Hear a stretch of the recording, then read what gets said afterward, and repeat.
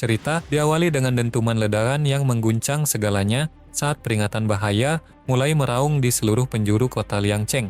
Peringatan, peringatan, Liangcheng, kota di bawah naungan ekosistem ketujuh, sedang diinvasi. Warga harap segera berlindung dengan tertib. Orang-orang di kota tersebut berlarian dalam kepanikan luar biasa demi mencari secercah perlindungan. Langit seolah runtuh saat hujan meteor menghujani bumi, membawa bongkahan meteor kristal biru yang jatuh menghancurkan kota. Kristal biru ini memancarkan aura mistis yang kelam, dan salah satu batunya menghantam seorang pemuda hingga ia terkapar bersimbah darah. Batu kristal biru tersebut kemudian meresap dan menyatu secara paksa dengan jantung pemuda itu.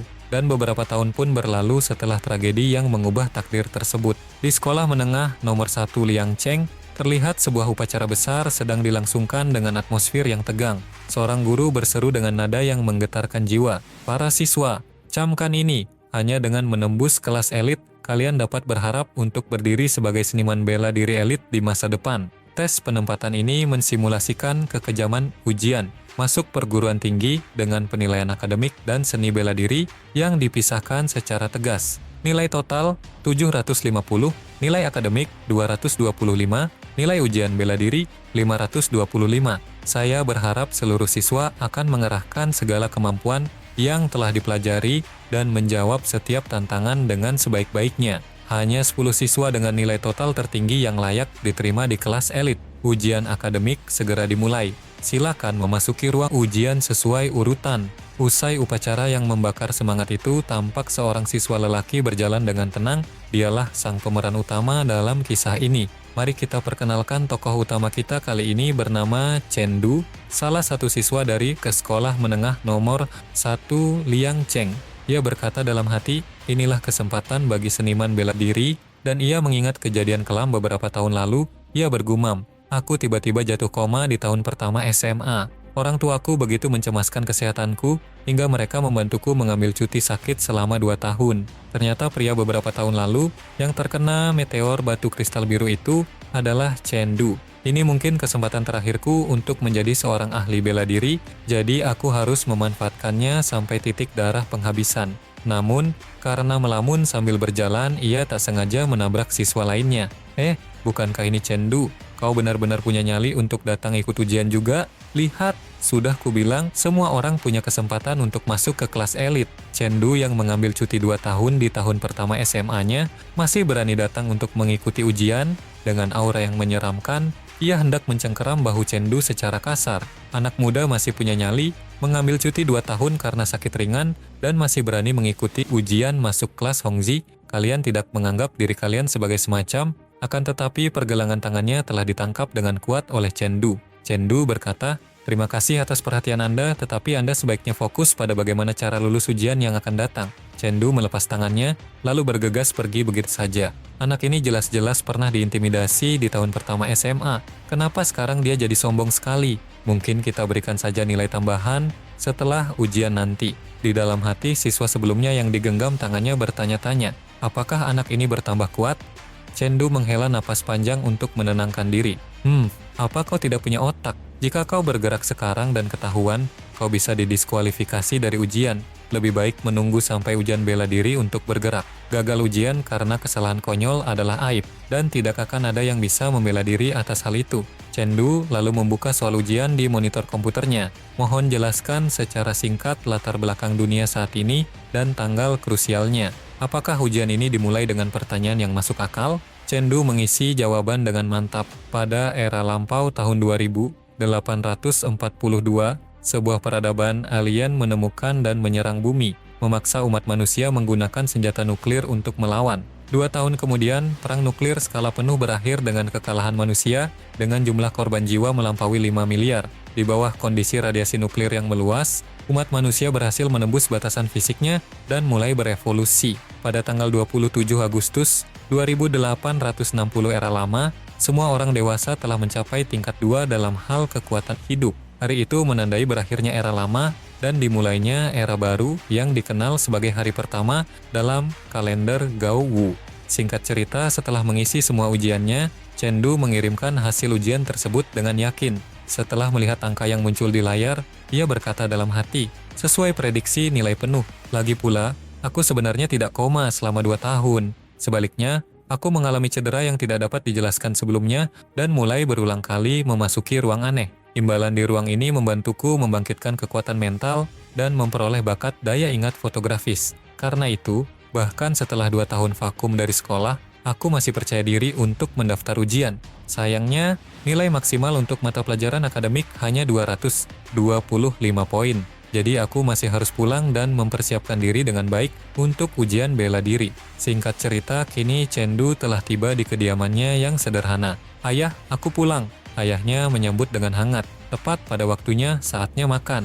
Saat berjalan memasuki rumah, sesuatu dari sakunya terjatuh ke lantai. Seorang wanita dengan sigap memungutnya, "Lihatlah dirimu, ceroboh sekali. Pastikan kamu tidak kehilangan kartu masuk ujianmu ini." Mereka sekeluarga kemudian makan bersama dengan tenang.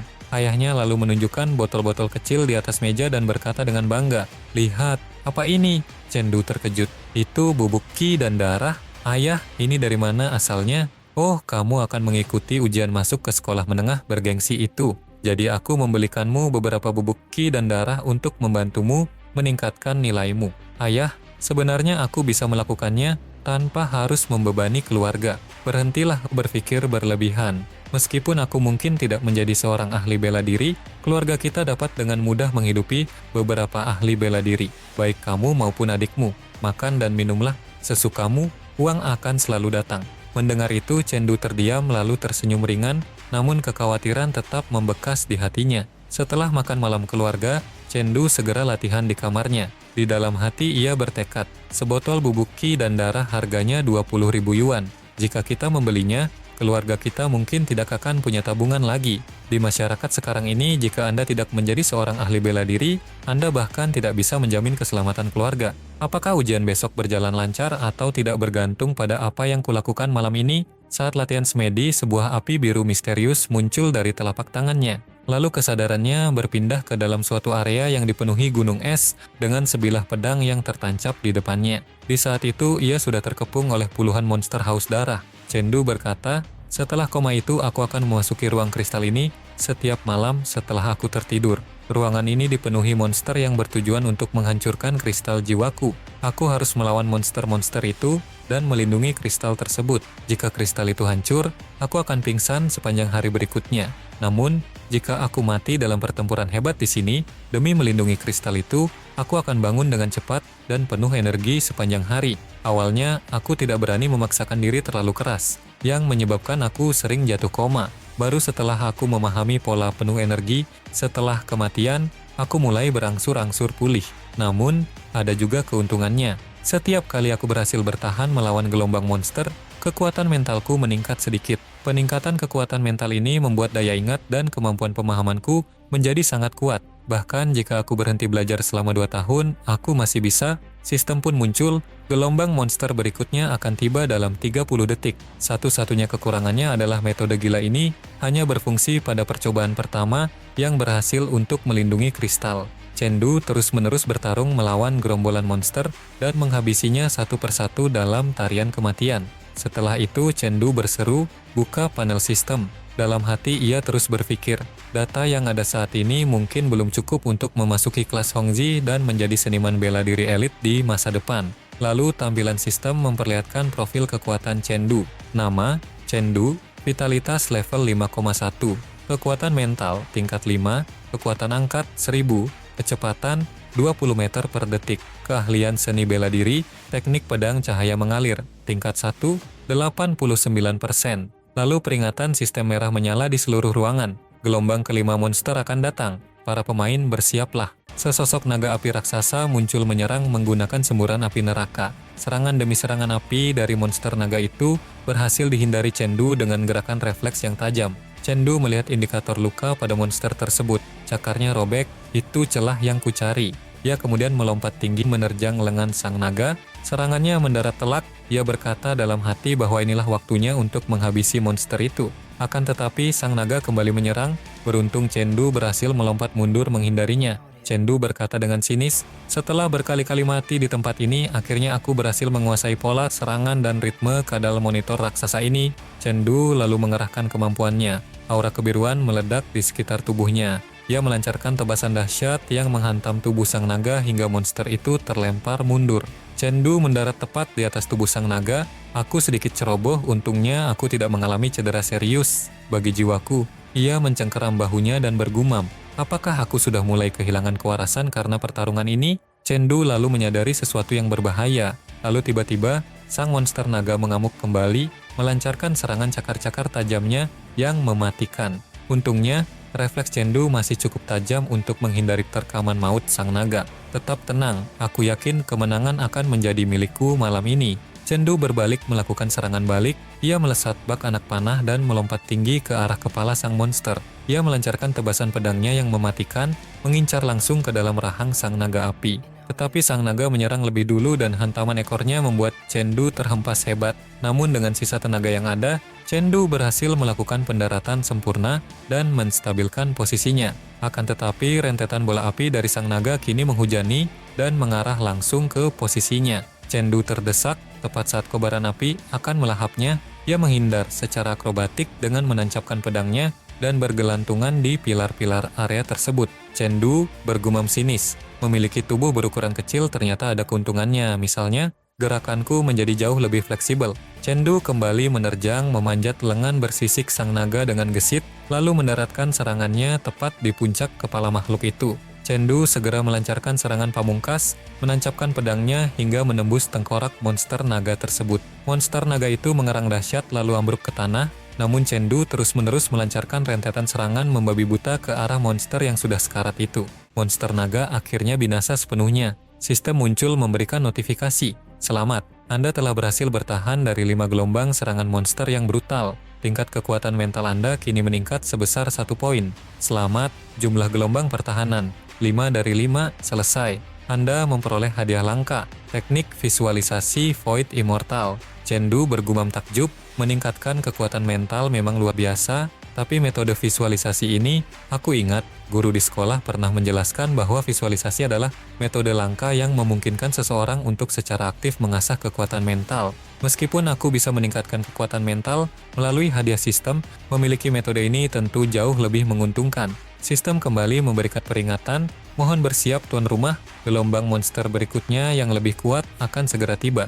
Melihat gerombolan monster yang mulai merayap keluar, Chengdu berkata, ada 30 monster dan masing-masing satu tingkat lebih kuat dariku. Sepertinya aku tidak akan bisa menembus rintangan ini dalam waktu dekat. Tidak masalah, mari kita pelajari metode visualisasi ini terlebih dahulu. Saat mulai mendalami metode visualisasinya, Chengdu seketika terperanjat. Di hadapan batinnya muncul siluet monster raksasa yang luar biasa besar dengan aura kegelapan yang sangat menakutkan. Chengdu yang sangat terkejut hanya bisa berkata, jadi begitu rupanya, tak heran ini disebut metode visualisasi. Selama aku menatap raksasa ini, dia akan terus menguji batas kemampuanku. Lalu tidak lama kemudian, tiba-tiba seseorang mengetuk pintu kamarnya dengan keras dan berteriak, "Kak, sudah waktunya makan malam." Ketika Chengdu tersentak dari meditasi dalamnya, ia bergegas mengganti pakaiannya yang basah oleh keringat. Lalu di saat itu adiknya menatapnya heran dan berkata, "Hei kak, kamu sepertinya terlihat lebih tampan hari ini." Chengdu menjawab sambil terkekeh, "Memangnya kakakmu ini tidak tampan dari dulu?" Adiknya membalas dengan manja, "Iya deh tampan, berhentilah merapikan rambutmu malah jadi berantakan." "Hah? Tapi benar, apakah kakak memang setampan itu sebelumnya?" Chengdu berdiri di depan cermin dan mengamati pantulan dirinya. Sepertinya ada aura yang berbeda dari sebelumnya. Apakah ini berkat latihan batin dari kuil abadi Void? Singkat cerita, keesokan harinya, Chengdu berangkat menuju sekolah untuk menghadapi ujian krusial.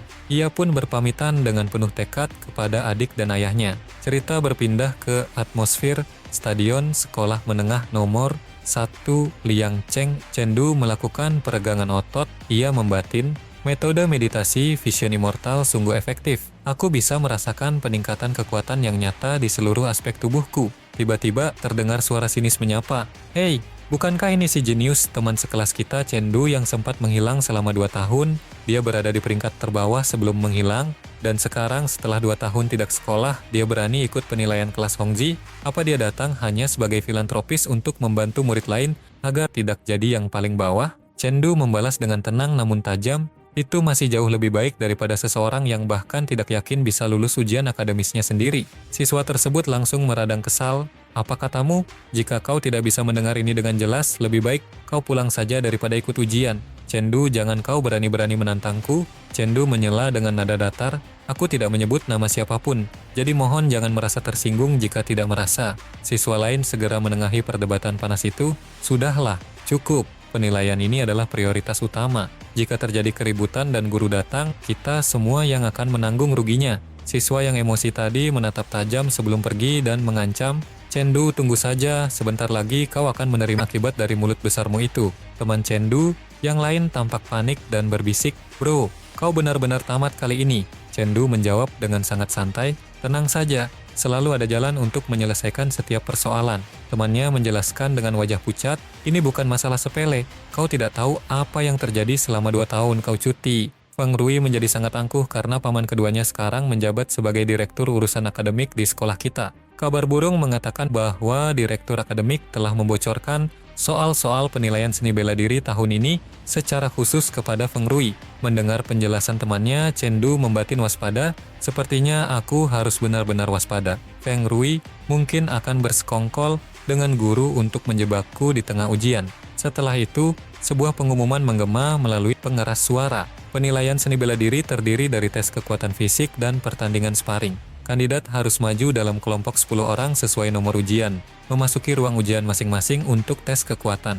Mendengar instruksi tersebut, para siswa segera mengambil barisan dengan tertib. Chen Du berkata, ujian dimulai, jangan terlalu banyak berpikir, mari kita segera berbaris. Teman di belakangnya hanya bisa menggelengkan kepala, kau benar-benar punya nyali yang luar biasa besar. Setelah memasuki ruang ujian, terlihat monster karung pasir mekanik berdiri kokoh di hadapan para siswa. Teman di sebelahnya berbisik ngeri, semua karung pasir dipukul secara bersamaan, dan kelompok dengan skor terendah akan langsung dieliminasi. Mekanisme uji kekuatan tahun ini benar-benar gila dan tanpa ampun. Di dalam hatinya, Chen Du merencanakan strategi, masih banyak pertempuran nyata yang harus kuhadapi nanti. Jadi sebaiknya, aku menghemat tenaga. Kecepatan adalah kunci utama kemenangan ini.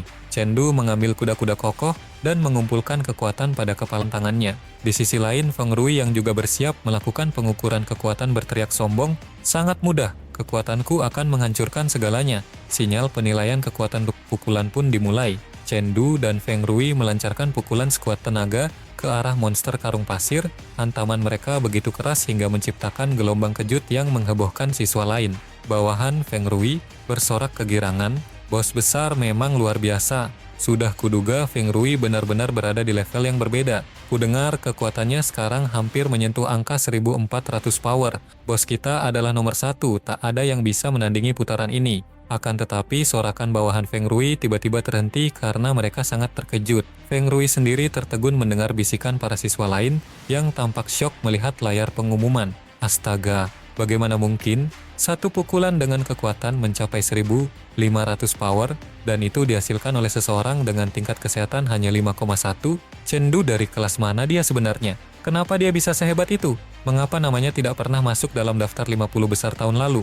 Sedangkan teman dekat Chen Du tampak bersorak kegirangan melihat hasil tersebut. Sudah kuduga, itulah saudaraku yang sebenarnya. Di sudut arena, seorang pria yang menyaksikan kejadian itu membatin dengan penuh keheranan. Luar biasa, sejak kapan dia tumbuh menjadi sehebat ini? Tingkat kekuatan hidup 5,1 seharusnya hanya setara dengan daya hancur 1000 power, namun dia mampu melayangkan pukulan dengan kekuatan murni 1500 power. Bahkan di kelas Hongji sekalipun, tidak ada yang sanggup melakukan itu. Bagaimana mungkin ada murid sekuat ini di kelas reguler? Mungkinkah ini berkat teknik bela dirinya yang sangat tinggi? Ia kemudian menoleh ke arah seorang asisten wanita dan memerintah, cepat tunjukkan semua informasi tentang Chen Du padaku. Seorang siswa kelas reguler yang cuti selama 2 tahun, ternyata memiliki penguasaan teknik bela diri tingkat pertama hingga 55%.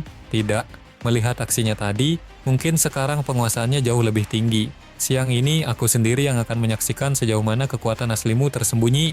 Pria tersebut ternyata adalah sang pengawas ujian. Ia kini berdiri tegak di atas panggung tinggi memberikan instruksi kepada seluruh siswa. Siswa yang namanya dipanggil, segera naik ke atas panggung untuk menghadapi ujian kompetisi dalam pertarungan nyata. Pengawas tersebut kemudian membacakan 2 nama dengan suara lantang, Chen Du dan Feng Rui. Keduanya ditakdirkan untuk beradu kekuatan di arena. Para siswa yang menyaksikan pengumuman itu mulai berbisik riuh, meski Chen Du baru saja kembali, kekuatan fisiknya benar-benar mencengangkan. Aku penasaran, apakah dia sanggup membalikan keadaan kali ini? Mana mungkin, Feng Rui pasti akan melumatnya. Dalam pertarungan sesungguhnya, teknik dan pengalamanlah yang menentukan.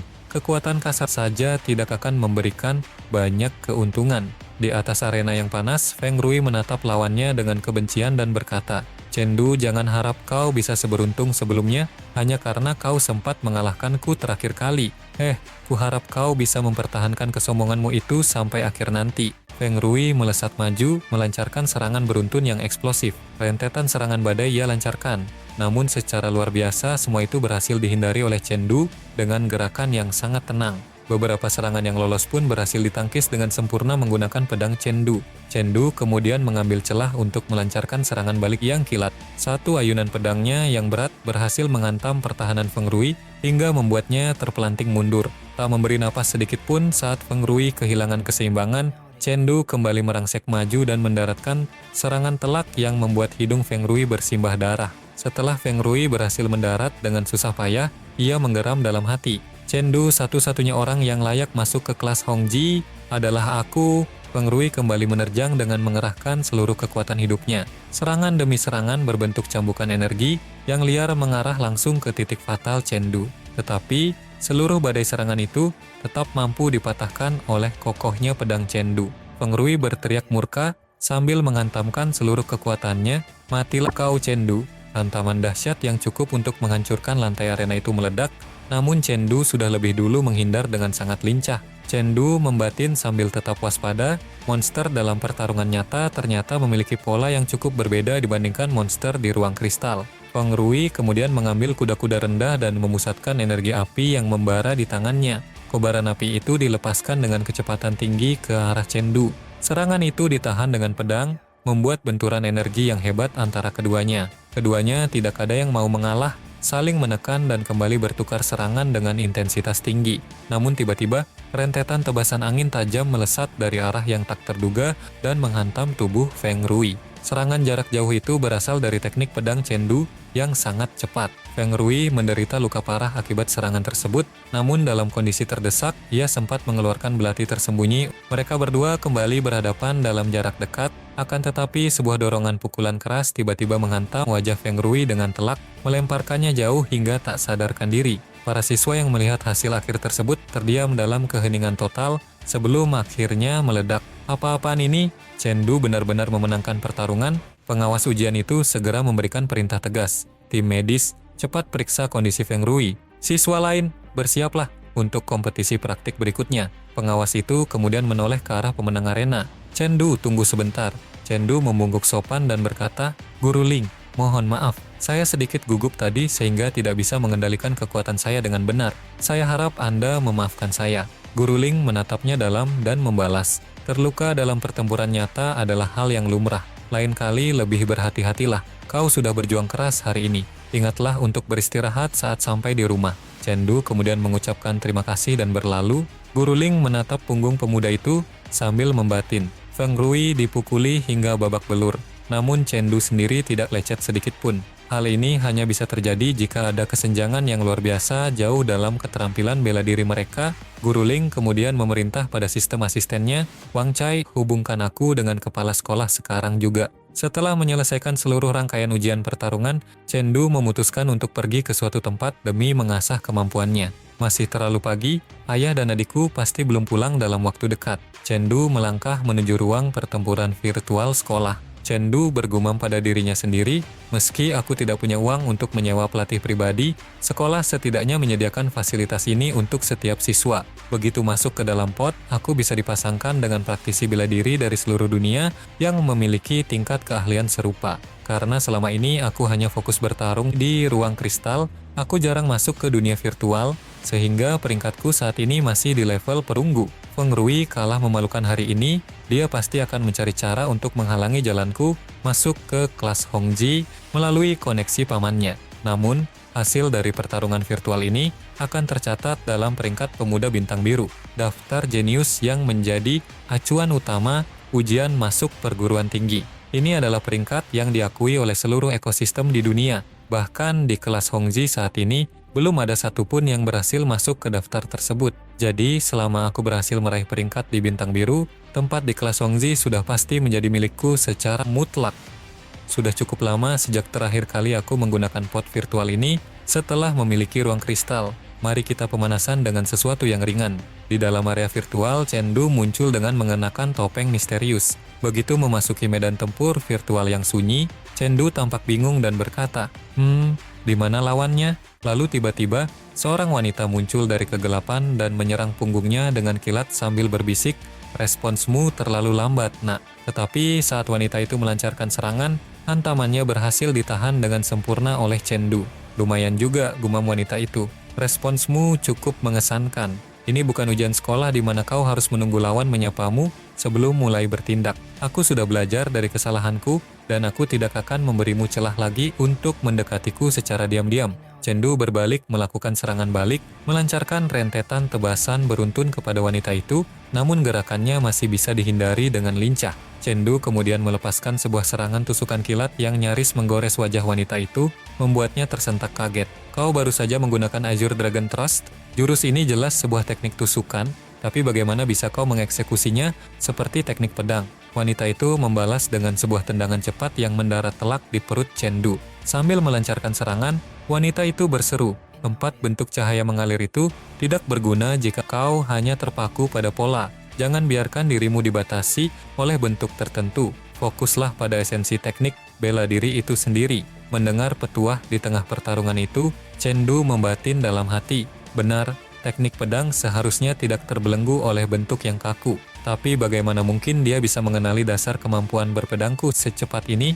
Wanita itu kembali menerjang dan memperingatkan, "Jangan berani-berani mengalihkan perhatianmu dariku." Chengdu menggeram, dia terlalu kuat bahkan mustahil untuk menebak teknik bela diri. Dasar apa yang telah ia kuasai? Setiap serangan Chengdu berhasil dihindari dengan mudah, membuatnya bertanya-tanya dalam batin. Siapa sebenarnya wanita ini? Tiba-tiba wanita itu muncul di belakangnya dan berbisik dingin, "Kau terlalu ceroboh." Hantaman keras wanita itu mendarat langsung di kepala Chengdu, mengakhiri simulasi tersebut. Pengumuman sistem muncul di layar virtual. Nickname, semprot, beruang, kalah, melawan, nickname, gadis kecil, pemenang. Poin kemenangan berkurang -10. Dia sebenarnya bisa mengalahkanku dengan mudah hanya menggunakan keahlian murni, tapi dia tetap bersikeras menggunakan serangan kejutan. Apakah kau terlalu memikirkan bentuk teknik bela diri itu sendiri hingga melupakan esensinya? Teknik pedang cahaya mengalir memiliki total 4 gerakan inti, namun saat ini aku belum benar-benar menguasai serangan naga biru. Sebagai teknik penusukan, atributnya sedikit menyerupai gaya bertarung seorang pembunuh bayaran yang mematikan. Tunggu, para pembunuh bayaran unggul dalam serangan senyap, sedangkan gaya bertarungku selama ini terlalu ortodoks dan mudah terbaca. Mari kita coba praktikkan pendekatan baru ini dan lihat apakah teoriku benar. Aku baru saja bertemu pemain jenius dan sekarang aku malah dipasangkan dengan seseorang yang senjatanya bisa menangkal pedangku. Sistem perjodohan macam apa ini? Namun, kemampuan bela diri murniku lebih unggul darinya. Keunggulan tetap ada di pihakku. Rentetan serangan cepat dilancarkan Chengdu dan mengenai lawannya, namun efek yang diterima musuhnya tidak begitu berarti. Pria bertubuh raksasa yang menjadi lawannya itu berteriak menggelegar. "Anak muda, bukan begitu cara menggunakan pedang. Jangan berpikir kau bisa berbuat sesukamu hanya karena teknikmu sedikit lebih baik dariku." Pria raksasa itu mengayunkan bola rantai besi yang masif ke arah Chengdu dengan kekuatan penuh. Chengdu terkejut sesaat, namun ia segera merespons dengan melancarkan tusukan angin tajam tepat ke arah bola besi tersebut. Pria besar itu sempat melihat kilatan cahaya misterius dari balik bola besarnya yang sedang berputar. Lalu dalam sekejap mata Chengdu muncul di belakangnya dan melancarkan tebasan pedang fatal ke punggung pria raksasa itu. Serangannya tepat mengenai titik vital, seketika menumbangkan sang lawan. Pengumuman pemenang muncul kembali, nickname, semprot beruang, pemenang, melawan, nickname, Wang Dacui, kalah, poin, kemenangan +10. Itulah pertama kalinya aku benar-benar menggunakan Azure Dragon Strike dengan sempurna. Keterampilan bukan sekadar ketangkasan fisik, ini tentang fleksibilitas dan kemampuan untuk beradaptasi dengan situasi. Teknik ini bisa menjadi sangat kuat sekaligus lembut, bisa tersembunyi namun tetap terlihat nyata. Suaranya bisa menggelegar seperti guntur atau mengalir setenang sungai. Serangan naga biru sebagai jurus terakhir dari teknik pedang cahaya mengalir akhirnya membuatku mengerti. Pedang dapat digunakan untuk pertarungan terhormat maupun manuver rahasia yang mematikan. Pedang adalah senjata yang tak tertandingi karena sifatnya yang tidak dapat didefinisikan. Notifikasi sistem muncul tiba-tiba. Selamat, pemahaman teknik pedang cahaya mengalir. Anda telah meningkat dari 89% menjadi 90% pada tingkat 1.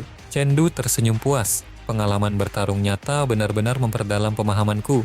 Mari kita lanjutkan perjuangan ini. Singkat cerita, beberapa pertarungan sengit telah ia lalui, dan sistem berulang kali memberikan peringatan tentang peningkatan pesat teknik pedang Cendu. Setelah keluar dari pot pertarungan virtual, Cendu menghela napas panjang dan merasakan perutnya sangat lapar. Namun jam pintar di pergelangan tangannya tiba-tiba bergetar, memberikan informasi penting. Selamat, Anda telah berhasil masuk dalam jajaran 10.000 besar, peringkat pemuda bintang biru. Cendu tertegun sejenak, masuk 10.000 besar di peringkat pemuda Blue Star, perluas semua detail statistik peringkat pemuda bintang biru milikku.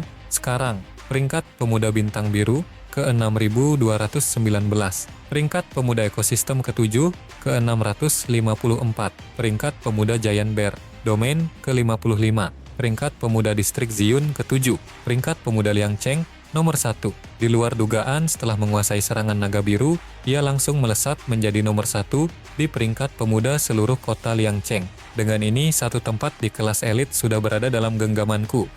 Cerita kemudian berpindah ke lapangan utama sekolah menengah nomor 1 Liangcheng. Terdengar sebuah suara berat memanggil nama Cendu dengan nada tidak bersahabat. Mari kita perkenalkan Feng Liguo, sang direktur urusan akademik sekaligus paman dari Feng Rui. Pak Guru Feng terlihat sangat gusar saat menatap Cendu. Ia berseru, melihat guru tapi tidak tahu cara menyapa.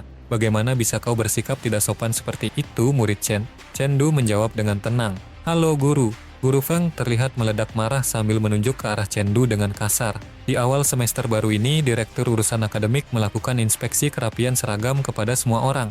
Apa yang kau kenakan ini? Cendu menjawab singkat, tentu saja seragam sekolah, Pak. Para siswa lain yang menyaksikan kejadian itu mulai berbisik cemas. Cendu dalam masalah besar. Feng Rui masih terbaring di rumah sakit dan paman keduanya pasti akan mencari cara untuk membalas dendam. Kudengar Cendu bisa menang karena mengonsumsi zat terlarang, dia pantas mendapatkan hukuman. Oh, jadi kemenangannya hanya tipuan? Kupikir, dia memang sehebat itu. Lihat ini, dan ini, semuanya benar-benar di bawah standar. Seru Guru Feng sambil memeriksa pakaian Cendu dengan mencari-cari kesalahan. Cendu membalas dengan tegas. Semua yang saya kenakan sudah sesuai dengan peraturan sekolah. Saya tidak yakin di bagian mana letak masalahnya. Beraninya kau membantah perkataan guru. Guru Feng kehilangan kesabaran dan hendak melayangkan cambuknya. Namun secara luar biasa serangan itu ditahan oleh Cendu. Melihat perlawanan itu, wajah Guru Feng memerah karena sangat kesal. Kau berani melawan dan membangkang pada guru. Aku akan melaporkanmu langsung kepada kepala sekolah dan memastikan kau dikeluarkan hari ini juga. Namun ancaman itu langsung terhenti saat sebuah suara berat terdengar dari arah belakang. Siapa yang sedang mencariku? Kepala sekolah muncul bersama dengan rombongan wali kota. Mari kita perkenalkan tokoh penting ini. Wang Pingan, sang wali kota yang tampil mencolok dengan jas berwarna merah muda. Lalu sang kepala sekolah yang bernama Li Mu tampil dengan wibawa mengenakan jas berwarna biru tua. Guru Feng segera bersiap untuk mengadu, namun kepala sekolah memberikan kode tegas agar ia menutup mulutnya. Kepala sekolah kemudian menatap ke arah pemuda di depannya dan bertanya, apakah kau yang bernama Cendu? Cendu mengangguk hormat, ya, nama saya Cendu. Kepala sekolah tersenyum tipis dan berkata, Cendu, kami datang ke sini khusus untuk menemuimu. Perkenalkan, ini adalah Wali Kota Wang. Cendu menyapa dengan sopan, halo Pak Wali Kota, halo Kepala Sekolah. Boleh saya bertanya ada keperluan apa Anda berdua menemui saya? Pak Wali Kota menepuk bahu Cendu dengan bangga dan berkata, kau telah menjadi nomor 1 di daftar pemain muda Liangcheng dan bahkan masuk dalam jajaran elit 1/10.000 pemain muda terbaik di seluruh daftar Blue Star.